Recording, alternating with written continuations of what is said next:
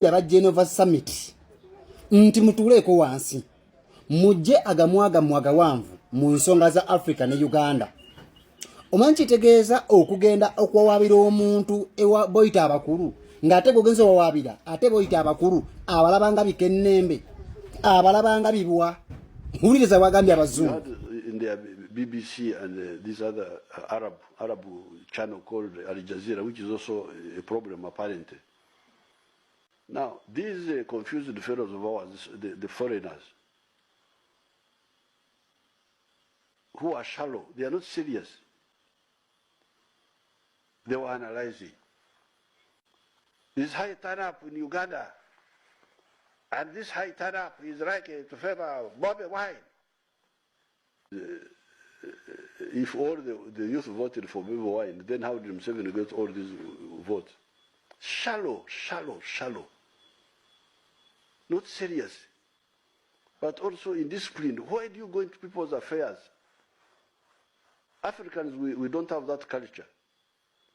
To go into somebody's house and start, this chair should be here. I can't do it. Even if the chair is bad, the place I will... Kati yabayi njagala okubuuzaamu. Mwami Bobi Wine, bw'omaliza Geneva summit ozzaako ki? Kuba omukulu alaze kati nti tebirina makulu gyali. Tebirina makulu talina gwatya, talina gwatya kutya ku liiso. Agamba nti baakubba akalulu. Your President Yoweri Kaguta Museveni naye ng'oyinza okukkiriza obagaana gamubugumye yadde ng'avuddeyo kubanga ayogera byayogera. Yasujjukira nti Geneva Summit ebaddeyo nnaku olwaleero era nga bw'atyo omukulembeze w'ekibiina kya NUP omukulu His Excellency Robert Kyagulanyi Ssentamu yayogeddeko yadde nga yeekwese naye asobodde okubanga abaako byayogera. Museveni and his thugs denied their crimes. They killed our people and denied it. They tortured people and denied it. They raided our houses and denied it. General Museveni has been a smart dictator because he puts on a suit, goes to the West and to the UN, speaks very nicely about democracy and human rights. But realistically, he does not mean any of those. He talks about our so-called Human Rights Commission in Uganda, but the same person closed the UN Human Rights Office in Uganda 2 years ago because they dared to question him about his atrocities.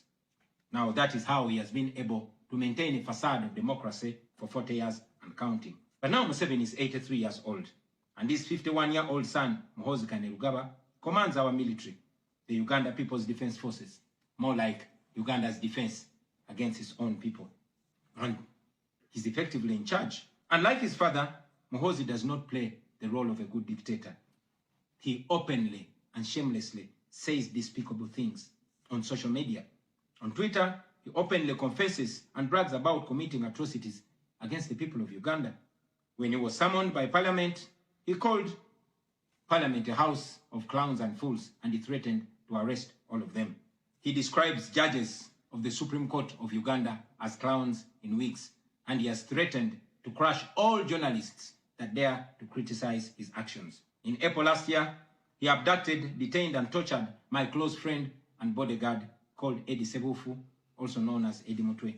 He later on posted on Twitter naked pictures of Eddie, boasting that Eddie Mutwe was in his basement learning Museveni's mother tongue, Bunyankole.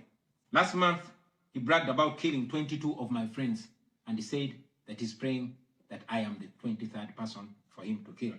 In other words, Museveni and his son no longer fear international retaliation for their crimes. They've been so emboldened by your lack of action. They know that they can murder their own people, imprison them, torture them, remove their fingernails, push needles down their testicles, and nothing will happen to them. Now, they're using rape as a weapon. Boys and girls, men and women, people of all ages have reported being sexually assaulted by Muhoozi's military. And it's not rare. The majority of the people that they capture and unlawfully imprison have reported being raped, whether men or women. It is no longer possible, ladies and gentlemen, for the international community to deny Museveni's violence and atrocities. It's all over social media. And today, I am talking about it to you. Now, this is our call to action. The way I see it, if the international community continues to be complacent, then Uganda will go from bad to worse. Museveni and his son's military will massacre many more innocent Ugandans. You, ladies and gentlemen, in the Western world, will be forced to grapple with millions of Ugandan refugees pouring into your countries. And maybe then, the international community will come and commiserate with the people of Uganda, just like they did after the genocide in Rwanda, but it was too late. The second option is that the international community rises to the occasion. You stand by the values that you profess, democracy and human rights. You can rein in on General Museveni and his son through targeted sanctions as well as financial and legal pressures. Ladies and gentlemen, Ugandans are not seeking for pity. Ugandans are only seeking to see the world take action against the individuals that have violated their rights for far too long. Those that have abused democracy with impunity should be the starting point. Please sanction these individuals. Sanction General Museveni. Sanction General Muhoozi. Sanction all the police and military officers that are responsible for gross human rights violations. Sanction those commanders. Sanction the judicial officers that have aided criminality through deliberately misinterpreting the law or skewing it. Those that normalize electoral fraud. Those that remand to prison suspects that should actually be sent to hospital. Sanction these individuals because their combined efforts in the last election effectively give autocracy a blank check to rule over the people of Uganda for 5 years. We call upon the international community to treat General Museveni exactly how they treated Idi Amin, because Idi Amin did what he did to Ugandans for only 8 years. Museveni has done much worse to the people of Uganda, and it has been for 40 years and counting. Because of the inaction of the international community, Museveni's mode of dictatorship and human rights violations is being seen as acceptable in the region, and it must be stopped before it is exported to other countries in the region and in the continent. We ask the international community not to recognize Museveni's regime because it is not legitimate. Please terminate any forms of cooperation with this government because he is not legitimate. On our end, as the people of Uganda, we are committed to non-violent means of changing our country, non-violent means of putting an end to this 40-year-old dictatorship. And you can be sure that the people of Uganda will sooner or later free themselves, because oppressed people cannot stay oppressed forever. With your help, friends, with the help of the international community and development partners, we can change our country. We can liberate Uganda before it is too late. I thank you for listening to me, for God and my country. Ebyo ndowooza abasinga obungi mwena mwabitegedde byayogeddeko, naye nga byonna bigenda mu maaso, bigenda mu maaso, tukyatunuulira n'ensonga z'omwana mulenzi Bukenya Martin. Waliwo wano Obi we naye alina gwakukulumira, gwagamba nti ayogedde ebitakwatagana ate nga zze ng'atambulira ku Martin.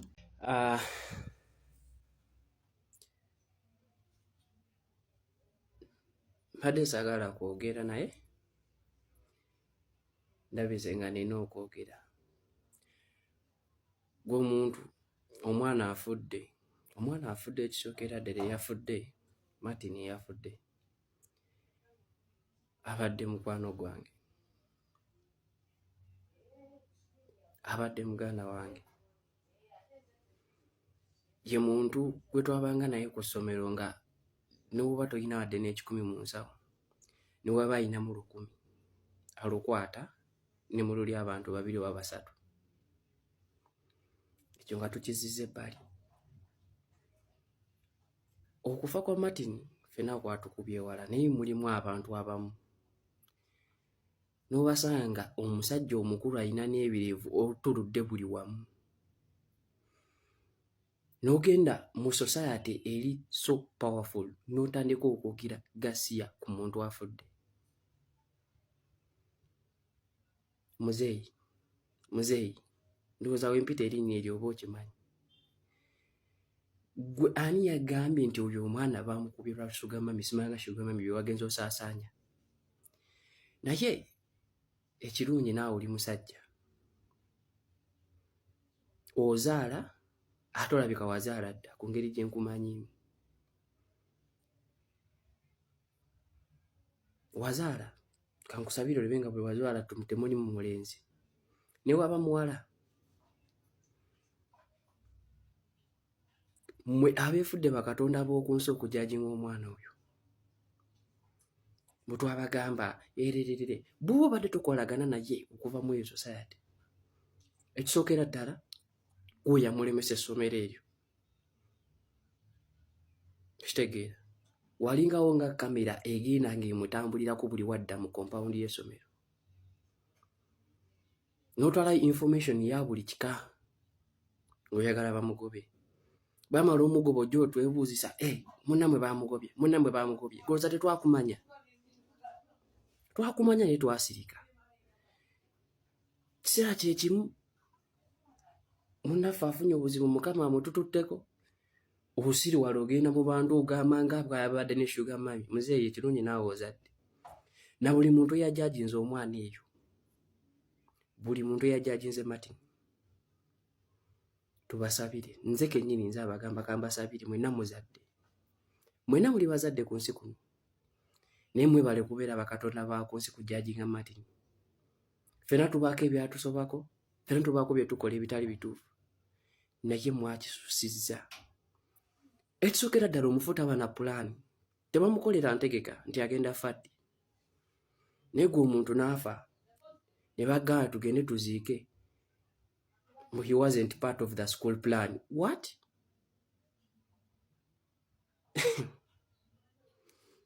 Kale mwagimenye naye omukama abasaasi Martin, rest in peace. Naye abantu bano bye baakukoze ne bye baakwogeddeko katubasabire busabizi. Ensonga za Martin byo biwanvu. Ensonga za Martin biwanvu omwana oba kiki kyamutuukako si byangu byakutegeera naye nga biwanvu. Waliwo gundi etambula ng'oli agamba nti abadde kuva we baawummula simanyi Desemba ng'abeera mu maka omwo mbu simanyi naye waliwo interview ate endala gyenguddeko nga bagamba nti mu maka omwo kituufu maama taliimu naye waliwo omukozi era nga muntu mukulu era gwe bateebereza nti yaloopye nti Martin ngazze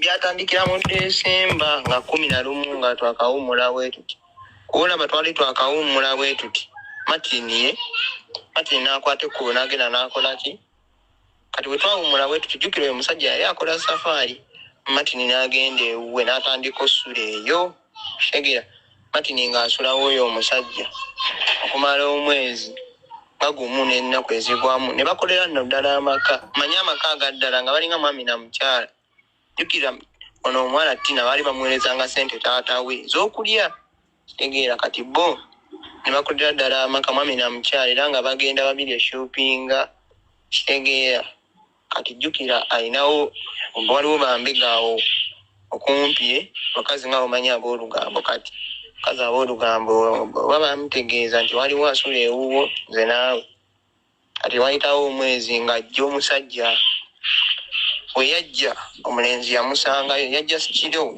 era lwali kiro kati we yajja omulenzi yamusangawo omulenzi we yamusangawo n'amukwata omulenzi infact yekwekana mu kiyigo kati omusajja najja n'obusungu omulenzi we yavayo n'amugamba taata tokuba kankunnyonnyole teyamulinda kunnyonnyola n'amukuba era ogwo gwe gwasooka baamukuba bubi nnyo nnyo kugaye baamukuba ne bamusiba nako nno ekitegeera baamusiba nako nakkiriza agamba nti omuwala akoze eki amuvuddeko dayirekita gwe baakubira dayirekita Kayongo ye yajja n'ataasa defensi najja kitegeera naye gwe omusajja yakuba omwana omulundi ogwasooka gwe gwe omulundi ogwasooka omukwatirayo yali yeekwese mu kijigo naye yali amazeeyo omwezi mulamba ng'asula mu nnyumba ye kitegeera nga yagafuulanga amaka ge ng'asula mu buliri n'omuwala akeera ku makya kuba kati oyo Tina yali yaleetera batoobe yakkirizisa batoobe nti ono Martin ki anko we kitegeera bagamba bonna mubagamba ono anko kitegeera era ongera kwongera part 1 kati kansubire muwulidde Tina gwe boogerako yuno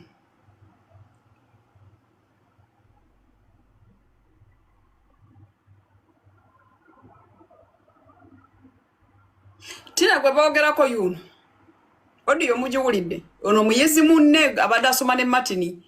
Oyo omuvubuka nti bali bamukwatiddeko mu maka g'oyo omusajja omulundi ogwasooka. Kubanga waliwo story endala era gye mpulidde ku ground nga neighbor agamba nti ku mulundi guli twafuba nnyo ne tumutaasa nti naye ku mulundi guno Albert yabadde mukambwe nnyo tetwasobodde kumutaasa.